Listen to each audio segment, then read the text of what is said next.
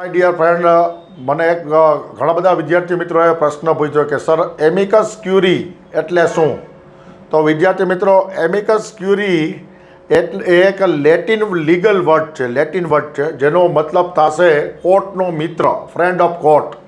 અચ્છા, તો એમિકસ ક્યુરી છે શું? તો એમિકસ ક્યુરી એ નથી ફરિયાદ પક્ષનો વકીલ કે નથી બચાવ પક્ષનો વકીલ. એમિકસ ક્યુરી જે છે એની નિમણૂક કોઈ કોર્ટ, હાઈકોર્ટ કે સુપ્રીમ કોર્ટ કરે, બરાબર.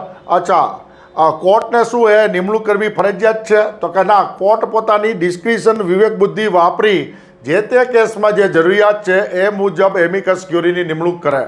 અચ્છા, જો કોઈ વ્યક્તિ સામેથી એમિકસ ક્યુરી બનવા માગતો હોય બે પક્ષ વચ્ચે, તો શું કોર્ટ એનો સ્વીકાર કરશે?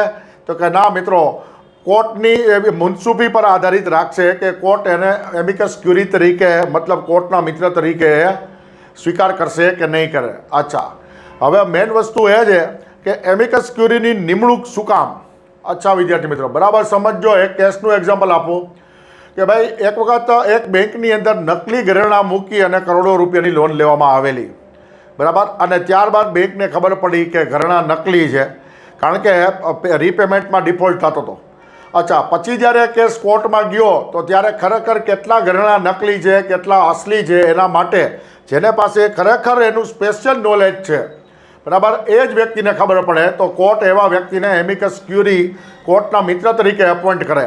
અચ્છા, જમીનની સરહદ કે સરહદનો મામલો હોય કે કોઈ ખાસ વિશિષ્ટ જ્ઞાનનો મામલો હોય, હસ્તાક્ષર વિશેના જ્ઞાનનો મામલો હોય, તો આ બધા જ્ઞાનના વિશિષ્ટ નિષ્ણાતો જે છે જેની નિમણૂક કોર્ટ એમિકસ ક્યુરી તરીકે કરતા હોય.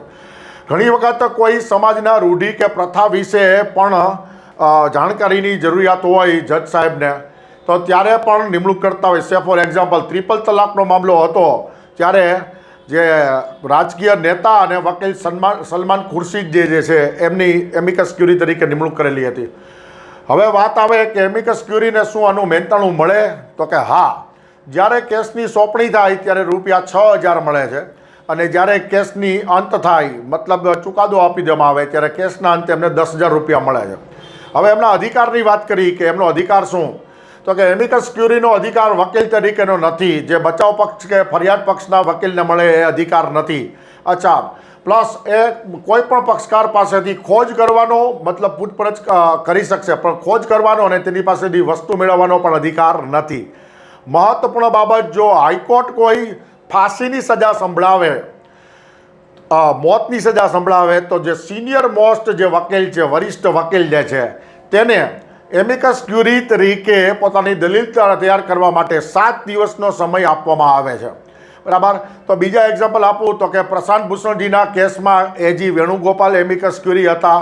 પદ્મનાભ મંદિરના કેસમાં ગોપાલ સુબ્રમણ્યમ હતા, અને મેં કીધું એમ ટ્રિપલ તલાકના કેસમાં સલમાન ખુરશીદજી એમિકસ ક્યુરી હતા. ઓકે, ધન્યવાદ. જય હિન્દ.